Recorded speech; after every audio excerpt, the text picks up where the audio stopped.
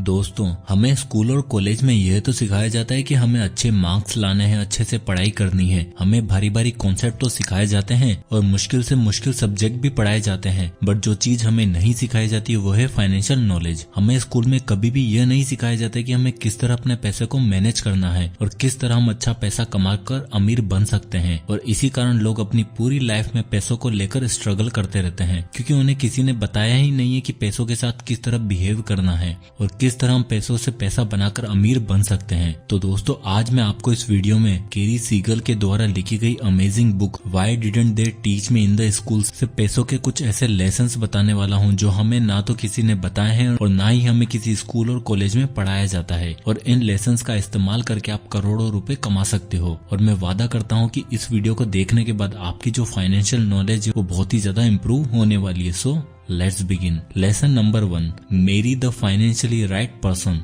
Author बोलते हैं कि इस लाइन का मतलब यह नहीं है कि हमें उस इंसान से शादी करनी है जो अमीर हो। नहीं, ऐसा नहीं है। यहाँ ऑथर के कहने का मतलब यह है कि हमें उस व्यक्ति से शादी करनी चाहिए जिसकी फाइनेंशियल हैबिट्स अच्छी हो। ऑथर बोलते हैं कि हम जब डेट करते हैं तो हम उस व्यक्ति को इम्प्रेस करने के लिए महंगे महंगे गिफ्ट देते हैं, बड़े बड़े रेस्टोरेंट में खाना खाने जाते हैं। तो ऑथर बोलते हैं कि अगर आप ये सब एक्सपेंसिव चीजें अभी अफोर्ड नहीं कर सकते हो तो आप शादी के बाद भी अफोर्ड नहीं कर पाओगे। और केवल उस वक्त उन्हें इम्प्रेस करने के लिए इतनी एक्सपेंसिव चीजों पर खर्चा करना समझदारी नहीं है। आपको आपके पार्टनर को आप फाइनेंशियली जैसे हो वैसा ही शो करना है, क्योंकि अगर आप अपनी शादी से पहले अपनी फाइनेंशियल हैबिट्स को अपने पार्टनर के लिए चेंज करते हो तो शादी के बाद जब वो सारे कमिटमेंट नहीं कर पाओगे और उन्हें जब आप एक्सपेंसिव गिफ्ट नहीं दे पाओगे या महंगे रेस्टोरेंट में खाना नहीं खिला पाओगे तो फिर आगे जाकर आपकी मैरिज में प्रॉब्लम क्रिएट हो सकती है। इसलिए हमें शादी से पहले ही अपने पार्टनर के बारे में सारी जानकारी लेनी है कि उनकी पैसों को लेकर फिलोसॉफी क्या है, क्या वो पैसों को अच्छे से सेव करते हैं, क्या उनके ऊपर कोई लोन है, उनकी सैलरी क्या है, क्या वो शादी के बाद भी खुद पैसा कमाना चाहते हैं या फिर नहीं, और वो अपने पैसों को कहाँ कहाँ पर खर्च करते हैं। ये सारी चीजें आपको पार्टनर से पूछनी है। हाँ, बट ये सब पूछना इतना आसान नहीं होगा। बट ऑथर बोलते हैं कि अगर आप किसी के साथ अपनी पूरी लाइफ बिताने जा रहे हो तो आपको उनके बारे में ये सारी बातें पता होनी चाहिए। Lesson number 2, always live below your means. हम सब जानते हैं कि वॉरेन बफेट की नेटवर्थ बिलियंस में है, बट वो आज भी उसी पुराने घर में रहते हैं जो उन्होंने 1958 में लिया था। ऐसा क्यों है? ऐसा इसलिए क्योंकि वो शो ऑफ करने में बिलीव नहीं करते हैं। वो चाहे तो करोड़ों अरबों रुपए खर्च करके अपने लिए एक आलीशान घर ले सकते हैं, बट वो हमेशा उन्हीं चीजों पर खर्च करते हैं जिसमें उन्हें लगता है कि एक्चुअल में उन्हें पैसा खर्च करना चाहिए। इसलिए ऑथर हमें भी बोलते हैं कि always live below your means. अब इसका मतलब ये नहीं है कि हमें कंजूस बन जाना है और अपनी लाइफ को एंजॉय करना बंद कर देना है, बिल्कुल नहीं। बट हमें कभी भी शो ऑफ करने के लिए पैसा खर्च नहीं करना है और केवल जरूरतों की चीजों पर ही स्पेंड करना है। और जब आप ऐसा करते हो तो आप अपने काफी सारे पैसे सेव कर सकते हो जो आगे जाकर आपको एक मिलियनियर बना सकते हैं। Lesson number 3, short term goals versus long term goals. Author हमें बोलते हैं कि अगर आप एक मिलियनियर बनना चाहते हो तो यह एक लॉन्ग टर्म गोल है, न कि short term goal. But in long term goal को अचीव करने के लिए आपको शॉर्ट टर्म गोल्स पर फोकस करना होगा। अब सबसे बड़ी लोगों के साथ प्रॉब्लम ये होती है कि वो लोग लॉन्ग टर्म गोल तो सेट कर लेते हैं बट वो काफी अनरियलिस्टिक होते हैं। लोग बोल तो देते हैं कि हमें अगले 3-4 सालों में मिलियनियर बन के दिखाना है, बट उन्हें पता नहीं होता है कि आखिर क्या चीजें की जाए कि वो मिलियनियर बन पाएंगे। इसलिए ऑथर बोलते हैं कि अगर आप करोड़ों कमाना चाहते हो तो सबसे पहले 1000 रुपए कमाना स्टार्ट करो, लाख रुपए कमाना स्टार्ट करो, उसके बाद ही आप करोड़ों में पहुंच पाओगे। आपको 5 साल के टारगेट को सबसे पहले अपने 1 साल के टारगेट में और उसे 1 महीने के टारगेट में डिवाइड करना है। आपको सबसे पहले ये सोचना है कि इस महीने में कितना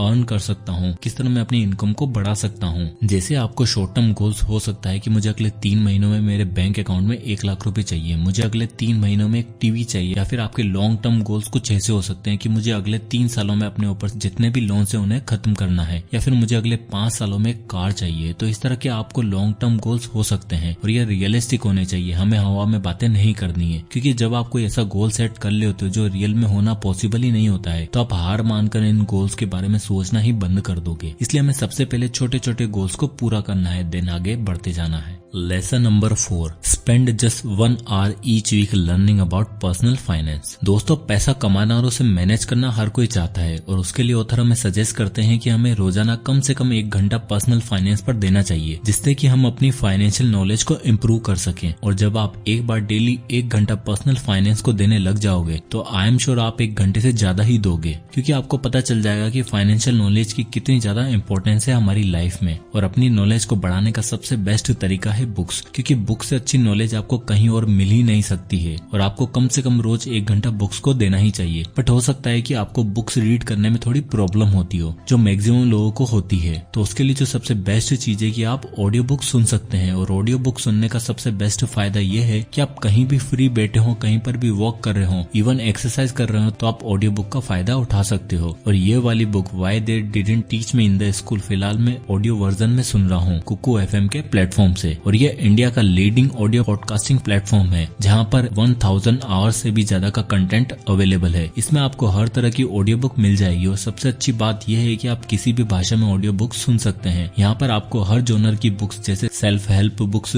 नॉन फिक्शन बुक्स हो या फिर मनी और फाइनेंस से रिलेटेड बुक्स, आप बड़े आराम से इन सारी बुक्स को हिंदी में सुन सकते हैं। इस ऐप में आपको Rich Dad Poor Dad, the Psychology of Money and the Intelligent Investor, इन सब बुक्स की समरी आपको ऑडियो फॉर्मेट में मिल जाएगी। और हम सबको पता है कि बुक्स के बेनिफिट क्या क्या होते हैं और इन्हें पढ़कर हम कितना ग्रो कर सकते हैं। तो इस बार कुकू FM पर एक ऑफर चल रहा है कि आपको 50% ऑफ मिलेगा, लेकिन सिर्फ पहले 250 सब्सक्राइबर को। आप में से पहले 250 लोग जो कूपन कोड BBM50 का इस्तेमाल करेंगे। और 50% ऑफ का मतलब है कि आपके 1 साल की कॉस्ट 399 रुपीज की बजाय केवल 199 रुपी ही पड़ेगी। तो इस ऐप का लिंक मैं आपको नीचे डिस्क्रिप्शन में दे दूंगा, आप वहां से जाकर इसे यूज कर सकते हैं। अब आता है लेसन नंबर 5, सेव और invest 50% of your increased income. ये काफी सिंपल बट पावरफुल लेसन है। इसमें उधर बोलते हैं कि अगर आप फाइनेंशियल फ्रीडम अचीव करना चाहते हो तो आपको आपकी इनकम को तो इंक्रीज करना ही है, बट आपको अपनी लाइफस्टाइल को इंक्रीज नहीं करना है। बट अब ज्यादातर लोगों की प्रॉब्लम ये होती है कि उनकी इनकम जैसे जैसे इंक्रीज होती रहती है, उसी तरह उनके खर्चे भी बढ़ते चले जाते हैं। जहाँ पहले उनकी इनकम 20,000 रूपए थी तो 15,000 का मोबाइल यूज करते थे, लेकिन जब उनकी इनकम 40,000 हो जाती है तो वो भी 40,000 का मोबाइल यूज करने लग जाते हैं। और जिससे होता ये है कि उनके पास जो सेविंग्स होनी थी वो कुछ भी नहीं हो पाती है। और ऑथर बोलते हैं कि जो लोग अमीर होते हैं वो अपनी इनकम को तो बढ़ाते जाते हैं, बट वो अपने खर्चों को कंट्रोल करके रखते हैं, जिससे कि उनकी वेल्थ बढ़ती चली जाती है और वो और भी अमीर होते चले जाते हैं। अब इस पॉइंट में ऑथर हमें बताते हैं कि मान लो जैसे अभी आपकी सैलरी 20,000 है और नेक्स्ट मंथ से आपकी सैलरी इंक्रीज हो जाती है और आपकी सैलरी 30,000 हो जाती है, तब आपको जितनी भी आपकी सैलरी इंक्रीज हुई है उसका 50% आपको इन्वेस्ट करते जाना है। जैसे कि आपकी सैलरी 20,000 से 30,000 हो गई है, मतलब कि 10,000 रुपए इंक्रीज हो चुके हैं, तो उसमें से आपको 50% यानी कि 10,000 का 50% जो होता है 5,000 रुपए, उसे कहीं पर इन्वेस्ट करते जाना है और केवल 5,000 ही स्पेंड करने हैं। और आपको बस यही सोचना है कि आपकी सैलरी केवल 5,000 रुपए ही बढ़ी है, क्योंकि आप पहले भी तो 20,000 में अपना खर्चा चला रहे थे। अब आप 30,000 में नहीं बल्कि 25,000 में आप अपना खर्चा चलाओगे, जिससे कि आप बचे हुए 5,000 को कहीं पर इन्वेस्ट करके अपनी वेल्थ को और भी बढ़ा सकते हो। Lesson number 6, develop a return budget and evaluate it every single month. Author बोलते हैं कि हमें एक रिटर्न बजट बनाना चाहिए और उसे हर महीने इवेल्युएट करना चाहिए। इसके लिए ऑथर हमें एक मेथड का यूज करने को बोलते हैं, जिसे उन्होंने DTA मेथड बोलते हैं। D for develop, T for track and A for analyse. Develop में आपको एक तरफ अपने साल की पूरी इनकम को उसे लिखना है और दूसरी तरफ आपके साल के जितने भी खर्चे होने वाले हैं उन्हें लिखना है। इनकम वाले कॉलम में आप साल में जितना कमाते हो, जैसे आपकी सैलरी हो सकती है, उस साल में आपको अगर कोई बोनस मिलता है तो वो लिखना है, और आपने कहीं पर अपना पैसा इन्वेस्ट कर रखा है उससे जितना प्रॉफिट आपको मिलने वाला है वो सब आप इनकम वाले कॉलम में लिख सकते हो। और वो जितना भी साल की आपकी इनकम हो रही होगी उसे 12 से डिवाइड कर लो, जिससे कि आपको महीने की एवरेज इनकम पता चल जाएगी। और दूसरी तरफ आपको अपने साल के पूरे एक्सपेंसेस लिखने हैं, जैसे आपके घर के लाइट पानी पर कितना खर्चा होने वाला है, आपके साल में फूड पर कितना खर्चा होने वाला है और ट्रेवल में आप कितना खर्चा करने वाले हो। तो ये सब आप एक्सपेंसेस वाली साइड में लिख सकते हो और उसको भी आपको 12 से डिवाइड कर देना है, जिससे कि आपका महीने का एवरेज खर्चा पता चल जाएगा। अब आपको यहाँ पर कंपेयर करके देखना है कि क्या ज्यादा आ रहा है, आपके महीने की इनकम ज्यादा है या फिर आपके महीने का खर्चा। अगर आपकी महीने की इनकम आपके एक्सपेंसेस से ज्यादा है तो काफी अच्छा है, और अगर आपकी इनकम आपके एक्सपेंसेस से कम है तो आप ट्रबल में हो। आपको आपके खर्चे कम करने होंगे, नहीं तो आप कुछ भी सेव नहीं कर पाओगे। और जब आप ये डेवलप कर लोगे कि आपकी इनकम और एक्सपेंसेस कितने हैं, उसके बाद आपको ट्रैक करना है कि कहाँ से हमारी इनकम कितनी हो रही है और कहाँ पर हम खर्चा कर रहे हैं, उस पर नजर रखना बहुत ही जरूरी है। फिर आएगा थर्ड स्टेप, एनालाइज। और जब आप सब कुछ ट्रैक करने लग जाओगे तब आपको असलियत पता चलेगी कि आपकी एक्चुअल में कहाँ से इनकम हो रही है और आप कहाँ कहाँ पर स्पेंड कर रहे हो। इसके बाद आप अपनी गलतियों को सुधार पाओगे कि कहाँ कहाँ पर आप बिना मतलब का खर्चा कर रहे थे और अब आप उन्हें कैसे सुधार सकते हो। इस तरह आप अपने काफी पैसे सेव कर लोगे।